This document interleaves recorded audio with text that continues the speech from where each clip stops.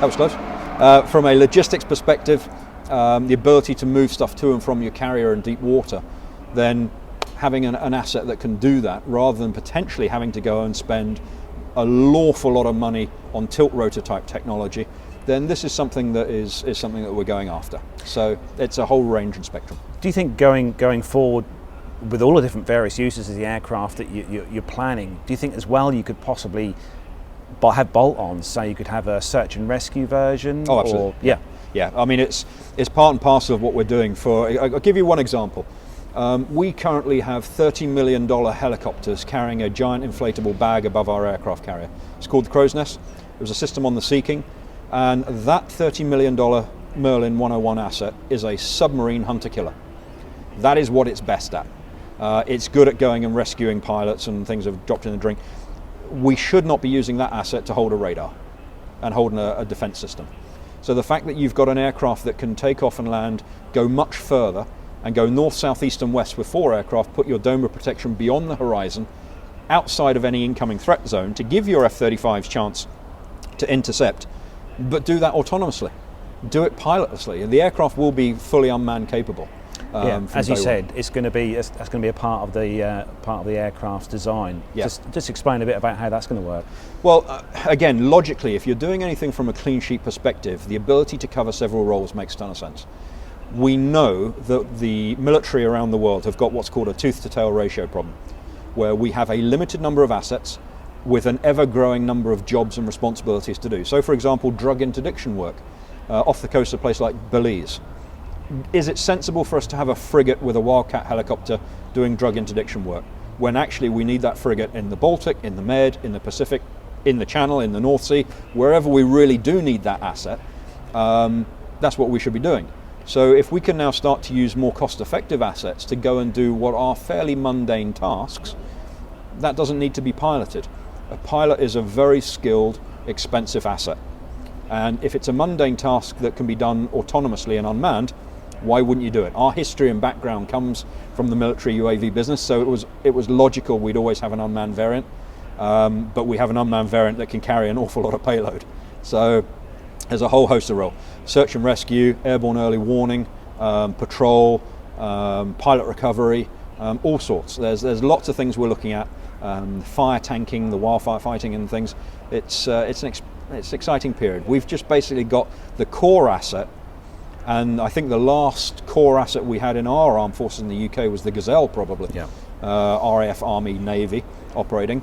Whereas what we're saying here is there is a single point asset where the cost of engineering, the training of the engineering teams to look after them, the components are all single point origin. How they then use it, how the SF guys will use it differently to how the Navy use it, differently how the RAF, how the Army use it, that's down to them. They can have a kit out to the way that they need it to operate, which is super important for the Joint Chiefs. They've got to have that ability to bespoke an asset to what they need, but we also need that cost economics benefit of having all the core components the same under the main asset. So yeah, that's part and parcel of what we're doing. So looking forward to kind of the day when you've released it, it's into commercial service.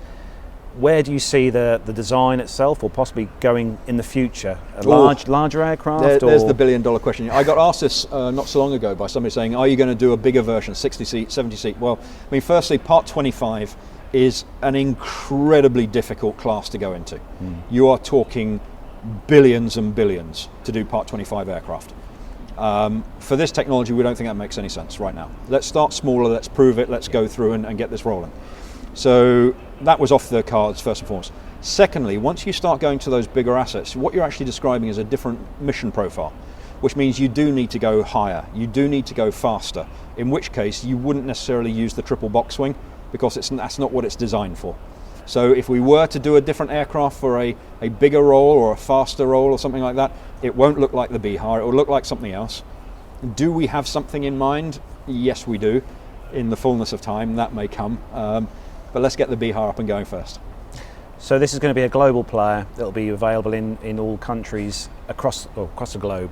But one of the most important things I think you've said to us is the fact that you're bringing this, producing this, manufacturing this in the UK, because as we know, we've lost pretty much everything that we used to produce in the UK is produced overseas now. So that, to you, I think you say, is a very important part of this whole, it's massive. Whole product. I mean, it's part of the whole driver of what we're doing. I don't know what happened to our aerospace industry.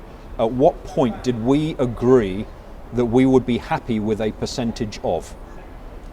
The day that we agreed to have a percentage of, we gave up our entire history and heritage. We are amongst the very best in the world at producing aerospace technology and aircraft. The history is all around us. I mean, some of the greatest aircraft of all time are sitting surrounding us here, many of which British designed and built. So why can't we do that again? Well, of course we can. We've seen Boris Johnson, the new Prime Minister, is talking about his Jet Zero Council and his views for net zero flight for the future, which we fully endorse and support. And more importantly, we're at a time where a lot of the bigger companies are having to lay staff off. There is a huge pool of talent out there that we really want to employ. We want to get out there and give these engineers jobs, the security over the next 5 years of working on a brand new aircraft type and getting it out there and flying the flag. I had the great honour and privilege of representing the UK last year in Oslo as part of a UK trade and industry trade delegation visit to the Norwegian government. And for me, it's huge, the fact that we can fly the flag and say, it's a British aircraft, British designed and built. We're going to employ new technology standards in how we build it. So again, if you're building a sustainable aircraft, there's no point building it with unsustainable methods. So what we're going to be doing is using sustainable methods to actually build the aircraft as well. Brand new factory 4.0 type technology to really make the process as streamlined as possible, but to create those jobs, create that security in the supply chain for something that is homegrown.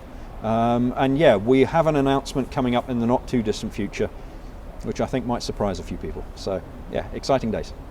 Your father, Neil, must be incredibly proud of what you've achieved. He's told me that, and it's an emotional one because we won, as I mentioned briefly before, we won an innovation award in 2016, and to have him next to me on the stand, it was more about him.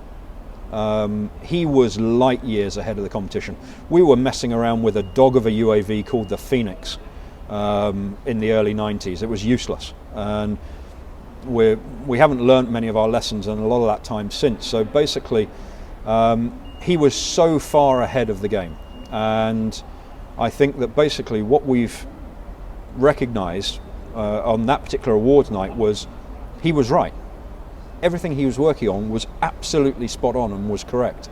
Just as we found out that Mitchell was right with the Spitfire in 34. Just as we found out that actually that TSR-2 behind us would have been one of the world's most advanced aircraft in the world. We discovered that Barnes-Wallis wasn't barking mad with the idea of bouncing a bomb across water. We have got the natural pioneers and the innovators in this country, but what we've always failed to do is to properly back them and support them. So a lot of it was taking up his mantle. The fact that we've managed to survive 6 years, and somebody said something to me, or not to me, but it was on social media, and I think it was one of the guys from Shark Tank.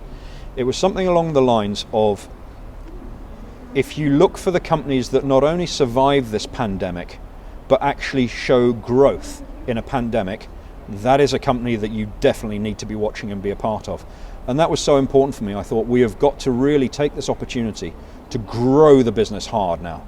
We've got to really get the backing in and show that we've got the demand. The fact that COVID has, and we're socially distanced, so the fact that we're not in masks is because we are socially distanced in a very big open airflow environment.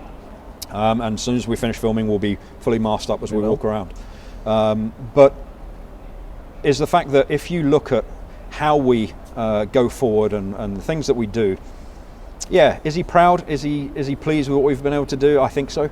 But for me personally, he's still alive. He's on our advisory board. And the day this aircraft takes off for the first time from here at Duxford, it's where we'll do the prototype flight, that's going to be an emotional day. And I want him stood right next to me, which is why it is oh so important of why we need to get the funds to get this thing going, because he's 75, 76, he won't like me saying that now, but he's getting on in a few years, and you just don't know what's around the corner. You don't know what happens. And for me, it will be a huge day to do that. And it will be a very drunken evening thereafter, I can tell you that as well. So those who are going to be involved in and around them, you guys will be part of it. You come down and see it and be a part of that whole process. Yeah, I apologise now for my behaviour later in the evening, because I won't make any sense. But there'll be no flying involved. But there'll be no flying involved at that point. No. So, but no, it is a family legacy mission here that we're doing. The aircraft will take care of itself. I mean, some of the numbers that we're doing on this thing, to give you an idea, 16 degrees angle of attack, and at 40 knots it's still lifting. And for an because of aircraft that, of that because of that size. wing design. Because of the wing design. Yeah. It does the job it's designed to do. And of course, when it stops lifting on the top wing and it's no longer lifting on the middle and we've still got some in the bottom wing, it pushes its nose over and it doesn't stall. So these are all design features of this aircraft that are designed for safety redundancy, for capability for the job it has to do, and it'll do the job it'll do exactly what it says on the tin. Of that I have no doubt. We've just got to get there. So we're going to start to wrap up, but just for the benefit of everyone watching, where can the listeners find out more about this amazing aircraft? Right, well obviously first port of call is the website, so www.faradair.com. That's where we put out the majority of our latest news. I'm on LinkedIn and we're on social media, on Twitter and things like that. So we'll be keeping the announcements out there. People are welcome to sign up to our newsletter subscriber, which we haven't even got it launched yet. This is part of the new feature we've got on the website, so apologies for the delay on this. We are getting to it.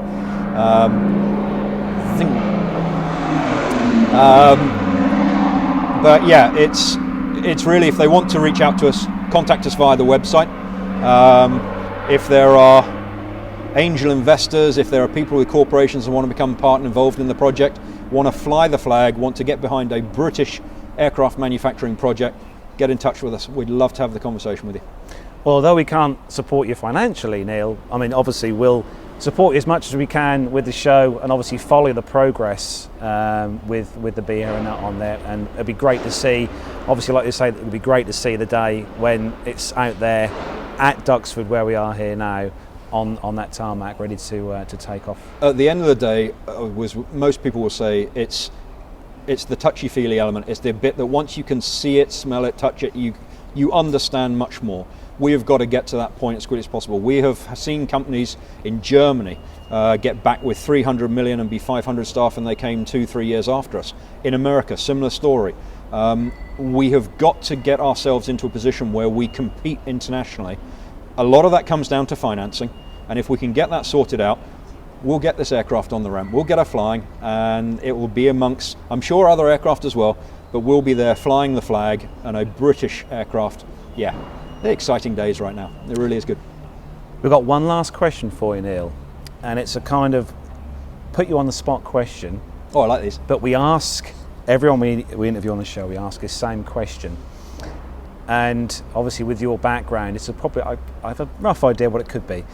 But given the opportunity or chance to say, go out here now on this airfield and fly any aircraft, be it commercial, right, GA, military, anything, retired, still flying in service, and you could go out there now, jump in, what would that be?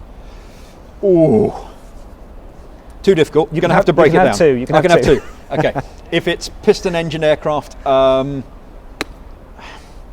apparently I don't fit into a Spitfire on the two-seat Spitfire. At 6'4", apparently it's 6'2" limit.